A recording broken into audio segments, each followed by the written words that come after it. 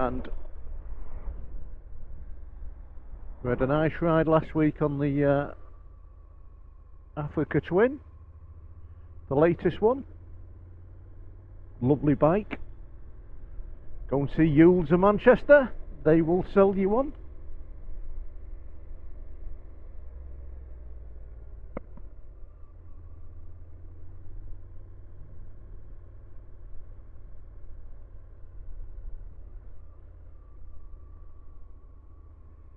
But we're back on the mighty NC, and we've got, believe it or not, I had an issue with it yesterday, which worries me. Which will be interesting if any more of you have had it, because believe it or not, my previous version of NC and DCT had issues with the gearbox, and it was to do with the DCT selecting gears. And what happened on this yesterday is exactly what happened my previous one, and then started to continue to happen. Now this is where it started to go a little bit wrong on the bike. As we're going down the lane here, we come up to some horses, and as I'm coming up to the horses to slow down and go past nice and slowly, the bike actually cut out. So if you look very carefully at the dashes we're going past here now, you'll see the red light come on the dash. So I'm thinking, what's going on? As you can see on the right hand side there's a little red dash on the light, and my engine stalled. It's basically stopped, so it's just running down to a stop now. So I've just coasted it there. So you can't do anything with it, you just run it, and then where it was safe past there, I stopped. And then I went to put it back into gear, and it wouldn't go in gear. So the bike just done nothing. So I ended up turning it off, and then starting the bike back up, then trying to put it in gear, and nothing. It just wouldn't move, it wouldn't go into auto or anything. So jumped off the bike, and as you can see, I've just pushed it in a bit, and I put it on the centre stand here. So it's not on the side stand, it's actually on the centre stand, and the side stand is still up. So if you've got the side stand down, you can't select your gears. So turn it off. Once again, just restart it on, turn it on. And it's exactly the same issue that I had on my old bike. This is how it started. It was just a nightmare. Horses go by, so wait for them to go past. I spoke to our mic on the intercom, telling him what's broke down, and he was laughing. He thought I was joking. So start the bike up, and as you can see, I'm trying to put it in gear. Nothing happens again. Now it's in first. The wheel is still, so the wheel isn't spinning round, but it's showing 7 miles per hour on the clock, which was again really, really weird. So I'm trying to put it back in neutral there, and you can see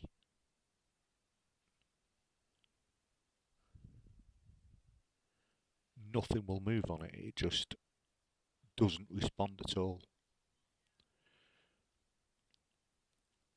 So as I stated to our Michael, and it's gone tits up. So we turn it off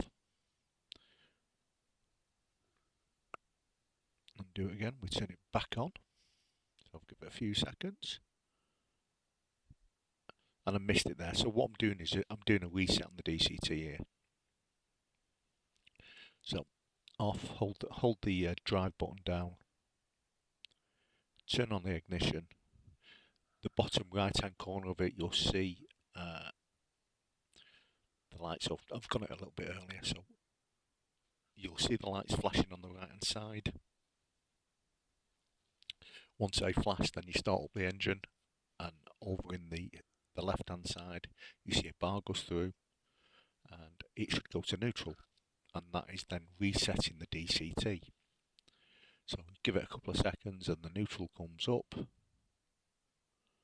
and that is in effect factory setting your DCT gearbox. So put it in gear, and a really lag response on it, as you can see on neutral. Press it again, still doesn't do anything. Press it again, and it took a few times, and then it went into first. I ended up taking my gloves off, still not responding. Still not responding. Turns it off, turns it back on.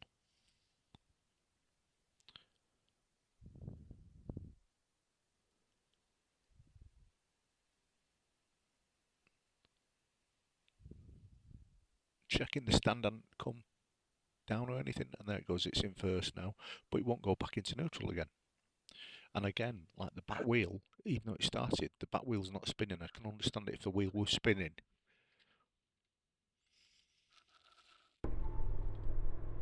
And we got it going anyway. But it has been, since that, it has been messing around on the gearbox. It's very, very rough running. And the DCT gearbox on these, they do require resetting now and again. And that's what happens to them when they start running really rough. You can just reset the DCT gearbox, and then you're back to default. And then it starts learning again when you're on it, because these gearboxes actually learn how you ride your bike. Very, very clever. So I'm at the moment now monitoring this, and it was brought up with you, and they couldn't find it. And I realise this, it's a very, very hard thing. It's electronics, people. And I suppose this is a side of electronics. And don't just blame the gearbox, because it's not the gearbox, it's the electronics that run the gearbox that causes the issue. And it's not like now, you probably can't hear it. It sounds rough. And I know by the sound of this bike, whether it's running well or whether it's running not. You get to know your own bike, and you get to know it well. And I know that's running lumpy. So I have a bit of a worry about that, because it should be silky smooth. It's got new tyres on it, which are just road tyres, which are fabulous, by the way, people. So we're on Metzler's now. I'll put the models in below.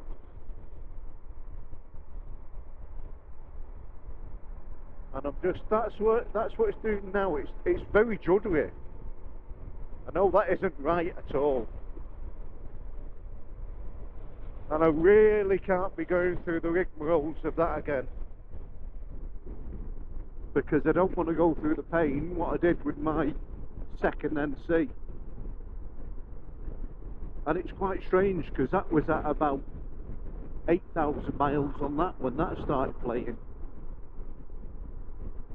My first NC went up to 15,000 miles without an even glitch on it.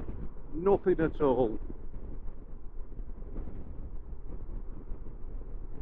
So, you know, no matter what bike you've got, you can have issues. And if you ride it enough, you actually find out, you get to know whether your bike's healthy or whether it isn't. It's like us when you feel a bit ill.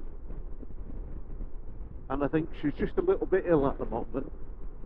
So she's going to be going back in, and I'll ask them to put it on.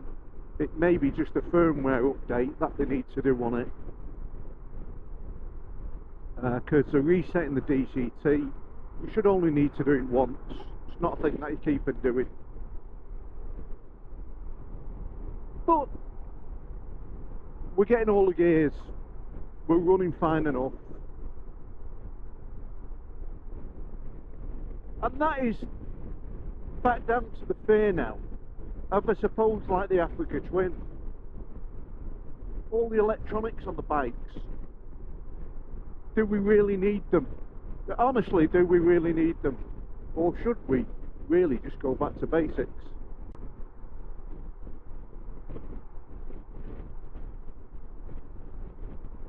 Some thoughts on that?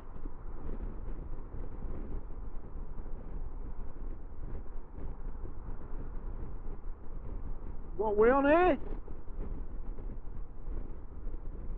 It's very hard to tell when you get next to them, isn't it? The 1200 GS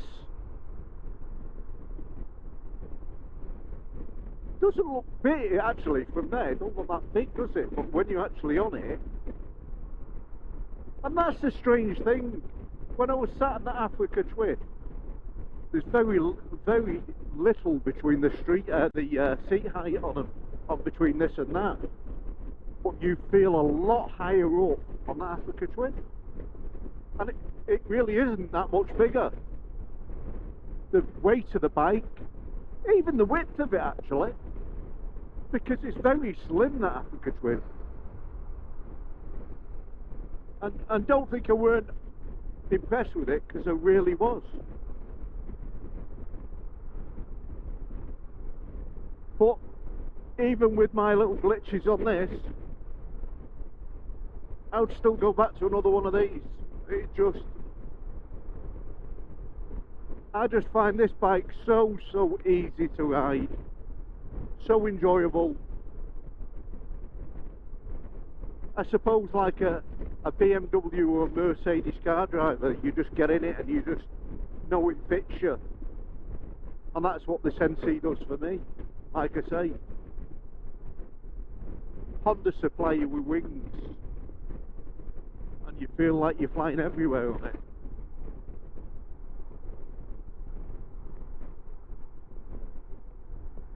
So we put new brake pads on it.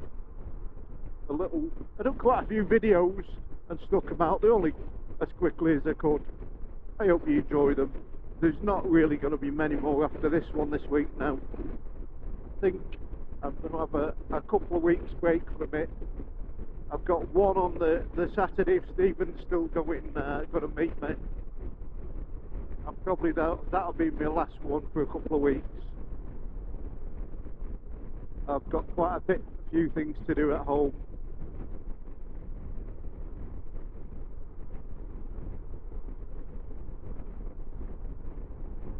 Because watching Exeter Rider, and he's quite right at this, doing videos for YouTube, because it's like for me, I just done it as a bit of a remembering the bikes I've had and what I've rode, and you know, it was never built, it was never made, my channel was never made to actually, I never even thought in my life I'd over 1,000 subscribers, and not in a million years, people, and I do appreciate every one of you. You know, if it brings something to you and you enjoy it, that's great. But like Exeter Rider said, my livelihood is my job. This, me as an insignificant YouTuber compared to many, is very little. And the thing about creating YouTube content, it's long-winded. There's a lot involved. There's a lot of costs involved if you want to really start doing it. It's like me doing shots of the bike. I often think I've done it once on a Hornet, where I got off and I put the camera so you could see me riding up on it, and I just cannot be arsed doing that. I just cannot be arsed doing something that is not natural to me. This is natural to me. I will do it, I'll do it again, but it just really isn't natural to me. I just think, get on my bike and ride it and do what I do. I show you what I see. That's what I try to do.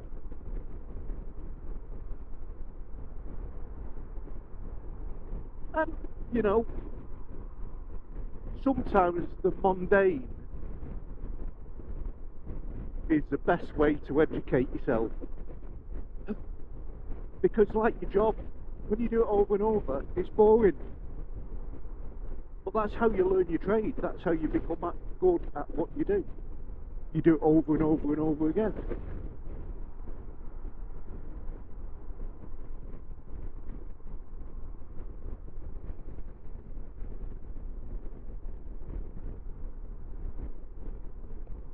And like I always say, what I am really looking forward to is to put a tent on the back of it, or even put my baggage and go somewhere I want to get up to Scotland, have a good ride round them roads, and I want to go down south and maybe meet a few of the YouTubers down there, maybe even come across Exeter Rider, who really was, even though I'd watched people before him, was the one I really got me into doing my first video, watching him doing it. Just a down-to-earth guy just doing a bit of filming, and he still does. And now the other quick question, because the good thing about YouTube, it's like you do when you got a channel, whether you're making money or whether you're not, you end up meeting or talking to like-minded people who like motorcycles, who love these beasts. And a lot of them now that are doing the YouTube, on the forum I've got, they talk about subscribers lost and gained. Don't worry about it. You know, don't do it for that. I don't do this for it. Great if you subscribe, I really do appreciate it. But I'd much prefer you to sit and watch the whole video and go, I like that. It's a nice video. It's brought something to me. That's what I prefer. You getting some enjoyment out of it. And it's a bit weird, you know, talking to yourself in a helmet at 70 mile an hour on the motorway. But it's like I say, again, it's like a Picasso. Every day I come up this road, it's different. Trees are different, clouds are different, even the wind is different. And that's what bikes do for me. They bring you life. One of the comments I had was, when you ride a bike, if you're down or you're fed up or something's not right, they get to lift you. That's why I ride it to and from work. I have hard days at work and going in, thinking about it on the way in, and then coming home, I forgot about it, because the bike, this takes that away from me. And I suppose people get it in cars, people get in wagons, you know, buses, that movement and that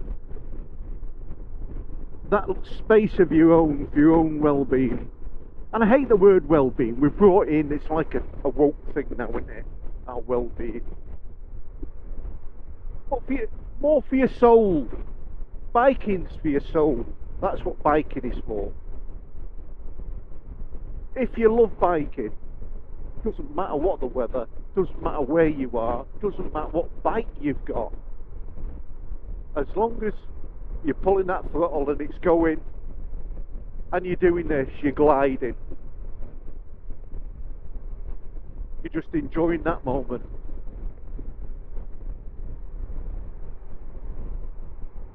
And let's get to the other side, on danger. I'm in no more danger now the way I'm riding this bike than what a car driver is. I've got plenty of space, I can stop. There's nothing too close to me. There's nothing going to knock me off.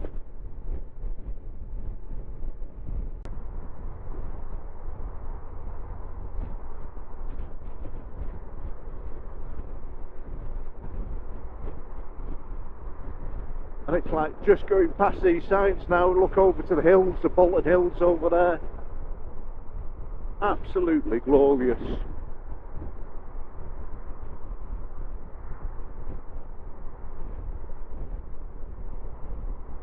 And this is what I say about the NC. The NC can make me want to drive fast if I want to, or it generally does this for me. And let's just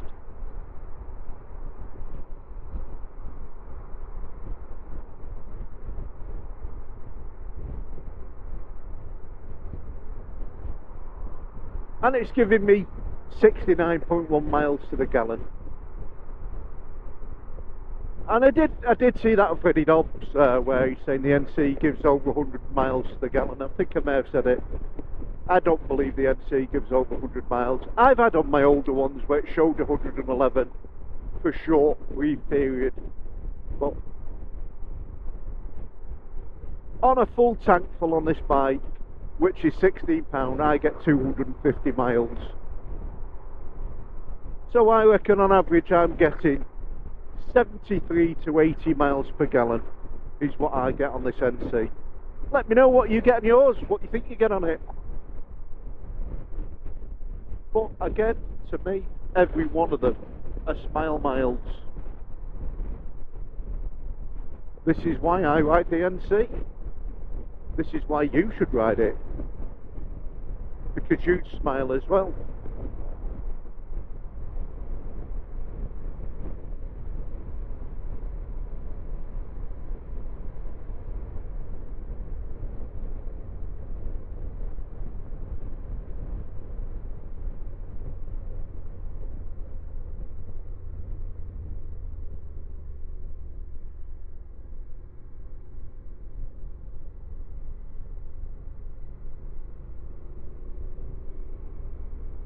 It's an absolutely fantastic bike.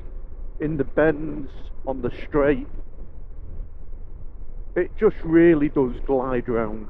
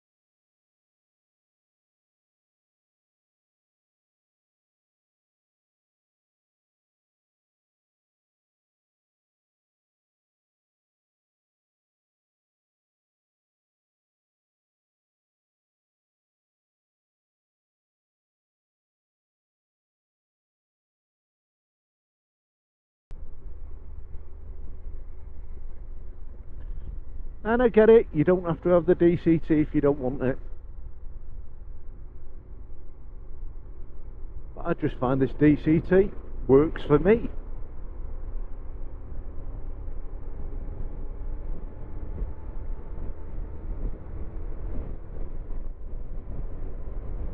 Even over the motocross track.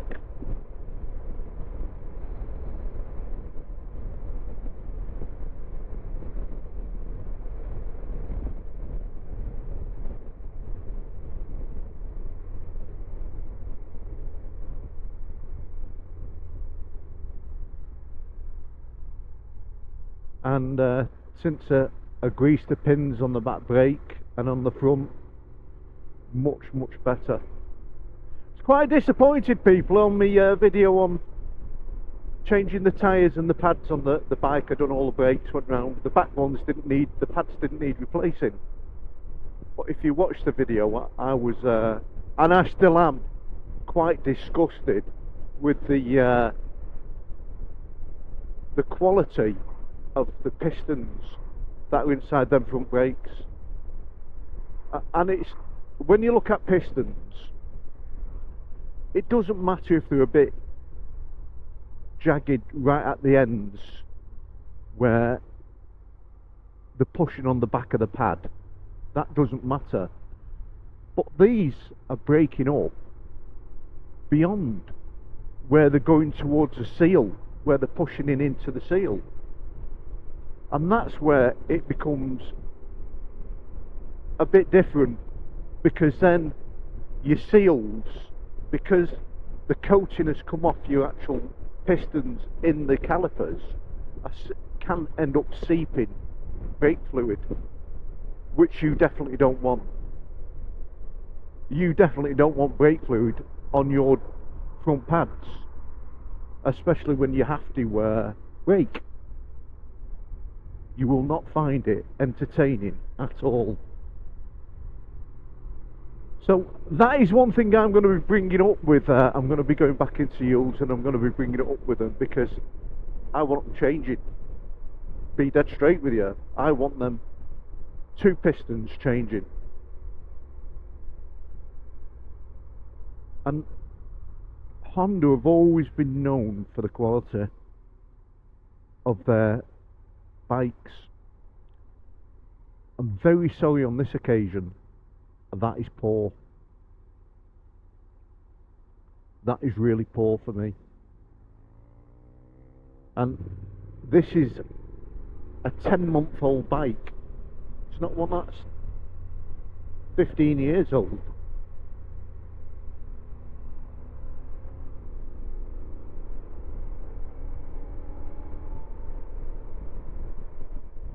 So, and that's the side sometimes when you do your own bike, when you do your own servicing.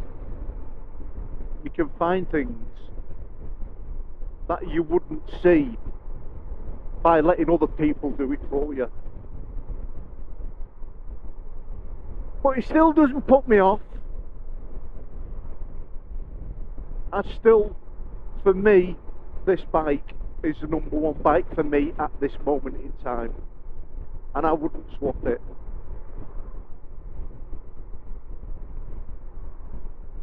And I think to myself on the Africa Twin, the torque and the power on that, because that is an absolutely, they have got the torque on that bike, absolute fabulous. I think they've changed quite a bit on it. They've changed the pistons on it, they've changed the throttle response on it. They've changed quite a lot on it, and it is sublimed.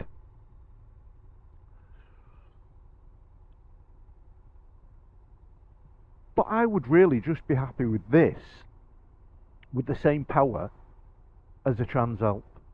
Or like many people say, now this is what, now if they'd done a Transalp for me with the DCT, I'd probably have both the NC and the Transalp.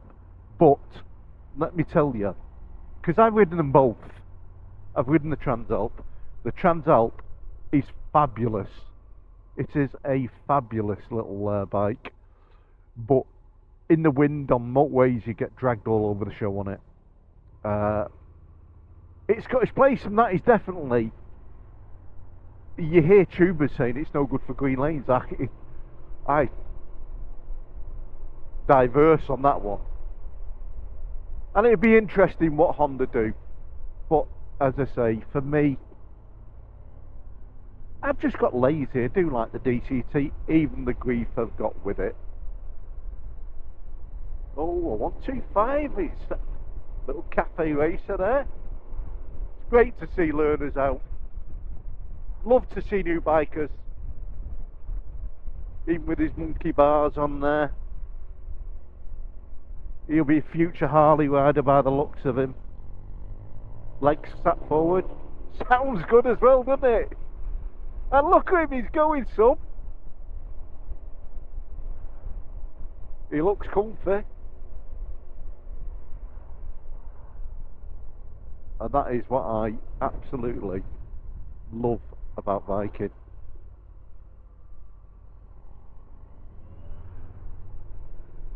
All ages, all genders, all bikes. Doesn't matter what you've got, just enjoy it. Birchwood Biker. Ride safe, be kind to others, and with luck they'll be kind to you. See you in the next one.